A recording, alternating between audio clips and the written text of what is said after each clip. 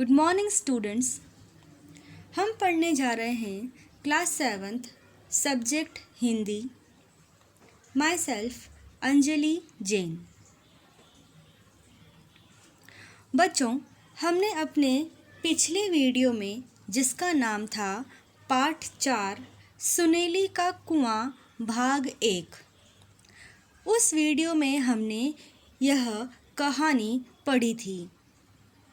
कहानी में सुनेली नाम की एक महिला थी जो दृढ़ निश्चय वाली, परिश्रमी और आत्मविश्वास से भरी हुई महिला थी।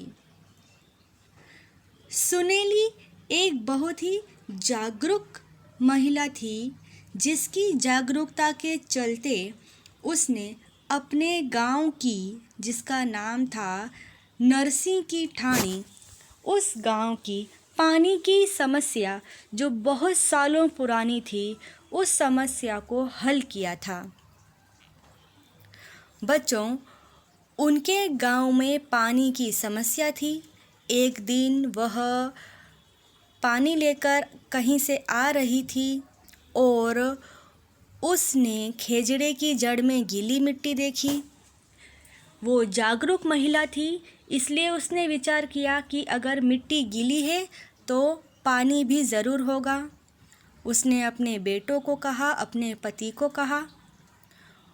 पहले तो किसी ने उसकी बात नहीं मानी, लेकिन जब उसने स्वयं दृढ़ निश्चय कर लिया और काम करना शुरू कर दिया, वहाँ पे कुआं खोदना शुरू कर दिया, तब धीरे धीरे पहले उसके बेटे, फिर उसके पति और फिर गांव के लोगों ने साथ दिया और वहाँ पर कुआं खुद गया और 10-10 हाथ तक पानी निकल आया, जिसकी वजह से उनके गांव में पानी की समस्या हल हुई। बच्चों, यदि हम भी सुनेली की तरह किसी काम को करने का दृढ़ निश्चय कर लेते हैं, उस काम के लिए परिश्रम करते हैं, मेहनत करते हैं, अगर हम आत्मविश्वास से भरे हुए हैं, अगर हम जागरूक हैं, तो हमें भी अपने काम में सफलता मिल सकती है। बच्चों, कहानी के बाद अब बारी है इसके प्रश्न उत्तरों को लिखने की। लेकिन आप एक बात ध्यान रखिएगा कि प्रश्न उत्तर लिखने से पहले आपको उसके शब्दार्थ, इस पाठ के शब्दार्थ लिखना है, जो कि आपको आपकी किताब में पेज 28 पर दिए हुए हैं। बच्चों, जिस तरह से हम कॉपी में हर साल प्रश्नोत्तर लिखते हैं, सबसे पहले पाठ 4, फिर हम लिखते हैं पाठ का नाम सुनेली का कुआं, उसके बाद हम लिखते हैं लेखक का नाम।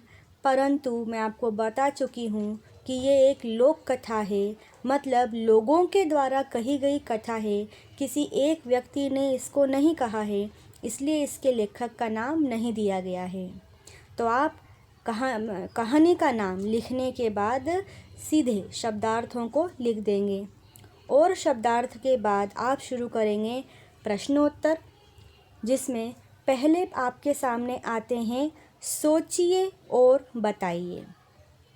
तो सोचिए और बताइए से पहला प्रश्न है, परिश्रम कभी व्यर्थ नहीं जाता।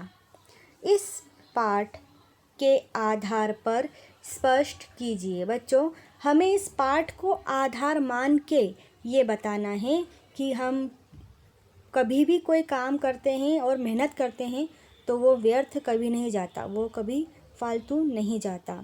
इसका उत्तर है, सुनेली, उसके पुत्र और पति ने मिलकर कुआं खोदना शुरू किया और बाद में उनका साथ गांव के बाकी लोगों ने भी दिया। अंत में कुएं में पानी भी निकल आया।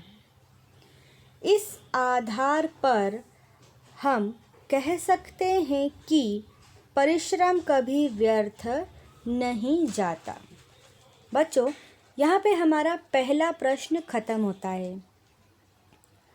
दूसरा प्रश्न आपकी किताब में जो दिया गया है वो यह है कि यदि आप सुनेली के स्थान पर होते तो गांव छोड़कर जाते या कुआं खोदते और क्यों? बच्चों, हम इस प्रश्न का उत्तर नहीं लिख रहे हैं। आप एक छोटा सा क्रॉस पेंसिल से अपनी बुक में लगा लीजिएगा। प्रश्न नंबर 2 आप लिखेंगे, जो कि किताब में तीसरे स्थान पर दिया हुआ है। प्रश्न है, काम पूरा होने पर ठाकुर ने क्या कहा? इसका उत्तर है, काम पूरा होने पर ठाकुर ने कहा, बींदणी सा, यह आपकी ही हिम्मत है, नहीं तो ऊंदरे कब बिल नहीं खोदते थे और खेजड़े कहाँ नहीं उगते। 80 बरस तो मैंने इस ठाणी में काट दिए, अब तक किसी की बुद्धि काम नहीं की कि यहाँ पानी भी निकल सकता है।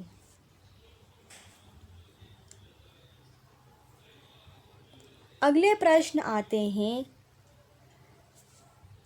अति लघु उत्तर।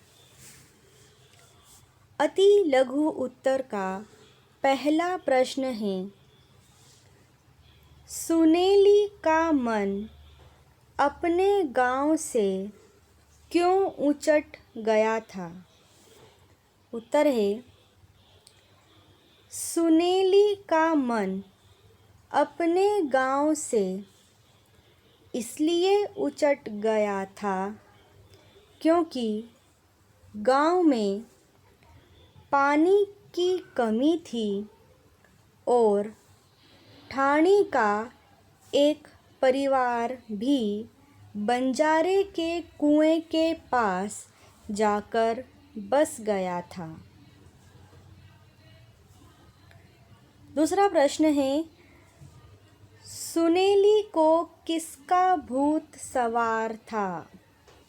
इसका उत्तर है बच्चों, सुनेली को कुएं खोदने का भूत सवार था।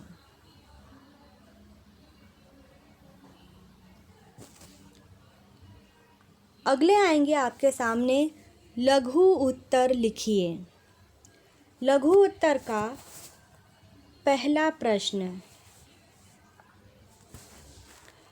सुनेली ने खेजड़े की जड़ में क्या देखा तथा उसने अपने बेटों से क्या कहा? इसका उत्तर है, सुनेली ने खेजड़े की जड़ में गीली मिट्टी देखी। उसके मन में विचार आया कि अगर मिट्टी गीली है तो शायद पानी भी होगा। उसने अपने बेटों से फावड़ा लेकर साथ चलने और कुआं खोदने के लिए कहा।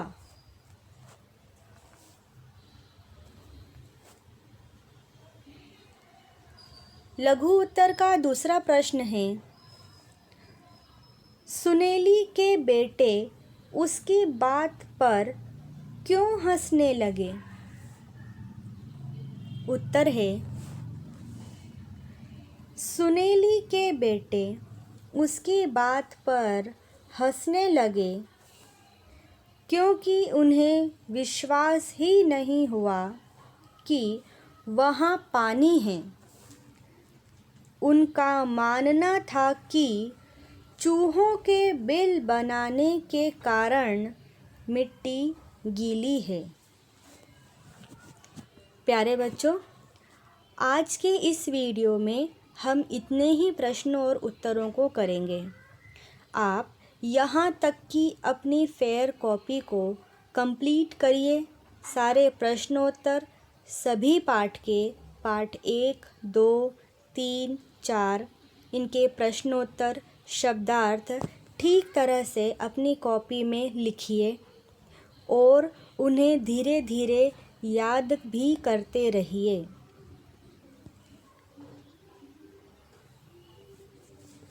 Thank you.